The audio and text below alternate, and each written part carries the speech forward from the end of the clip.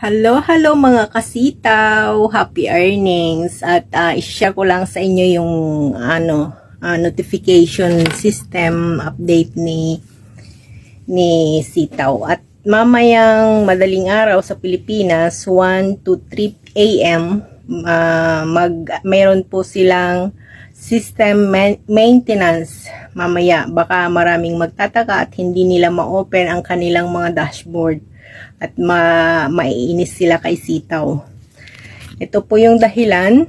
May notice si Sitaw na baka hindi po natin siya ma-open mamaya kasi i-update nila yung system, ating mga dashboard, at para sa kabutihan ng sa ating lahat na sellers. So yun lang po, sana be patient at antayin natin matapos yung pag-update ni Sitaw sa ating mga dashboard, at siguradong para sa ating lahat yan at ay kagaganda ng ating kita yung gagawin nila. So yun lang po mga kasitaw, happy selling and happy earning to all of us. Thank you.